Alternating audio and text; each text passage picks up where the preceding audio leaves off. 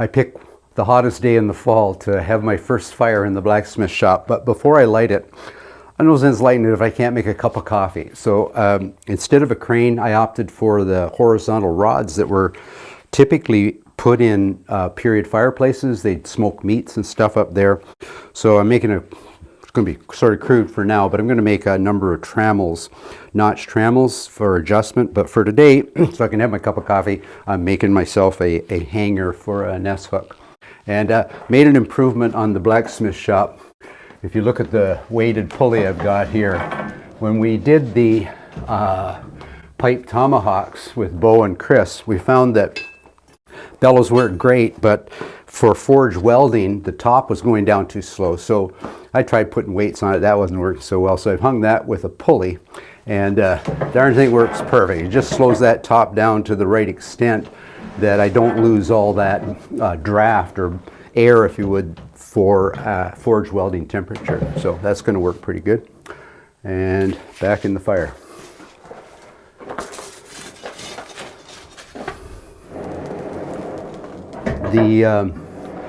The other thing I'm making today is a couple of hangers to hang in the gun building shop, to hang my gun stock blanks. So I'm going to hang them up in the ceiling, which is an ideal spot to keep the humidity of the wood at a working temperature, or sorry, at a working moisture for gun building.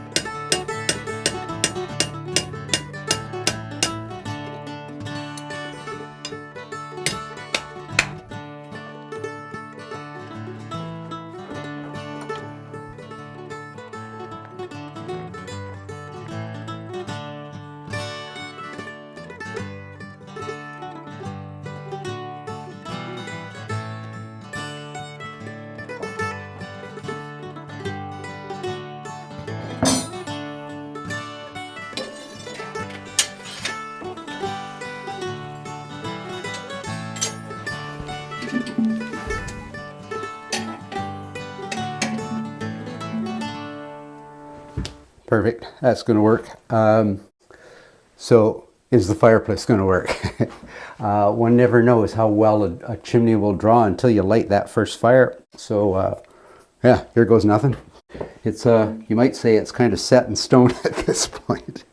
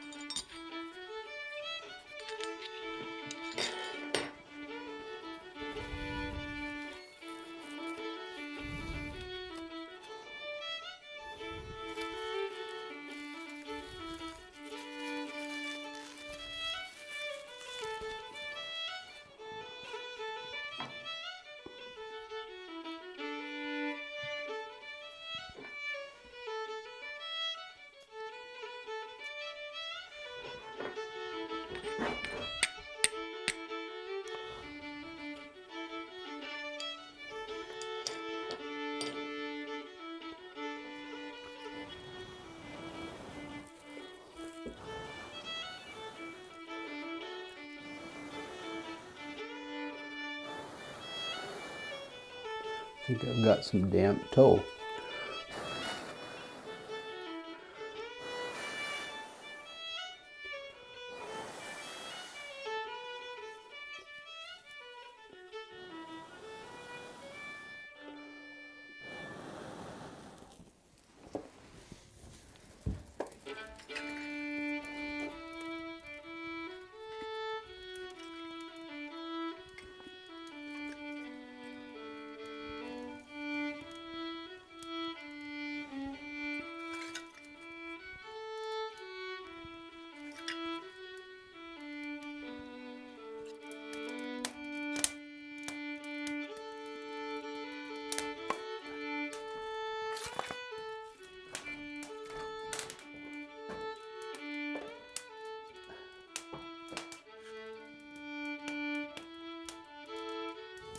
Okay, getting a little bit of smoke in the room, but I think once we've got some heat here, I think it's going to be good.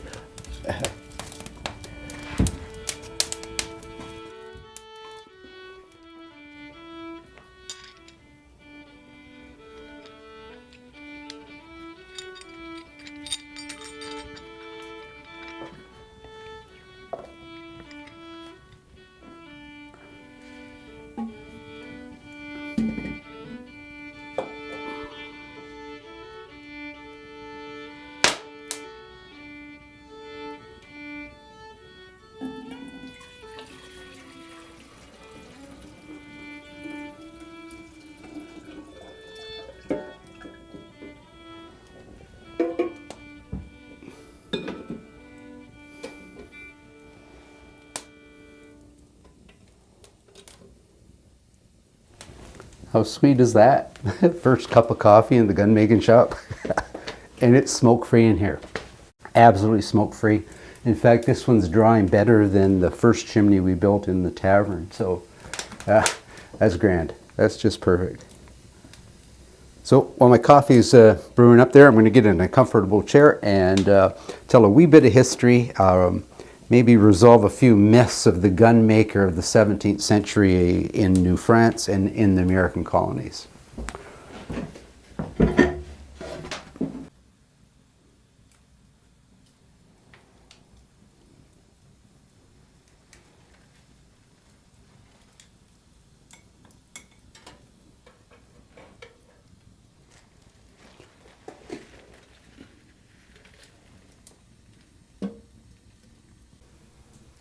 I just realized that a trigger guard makes just a fine pot lifter.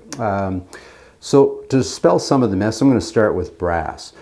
Yes, it ornamented it, some would say, but one of the reasons brass was so commonly used for the furniture on the guns of the time period, the 1700s, was it was easier to cast, it was cheaper, it was more readily available. Steel or iron at the time was an expensive commodity. So that is one area I could dispel.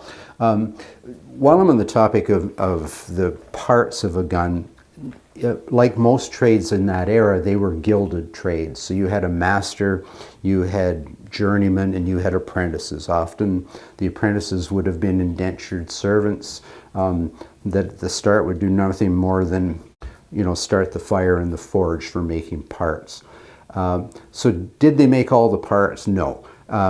Could they? Yes. So a master gunsmith could do that proverbial quote, lock, stock, and barrel, could make every component of the lock, could make the barrel, but often those components came across the ocean, and it was a profitability for the gunmaker, be he in New France or in the American colonies.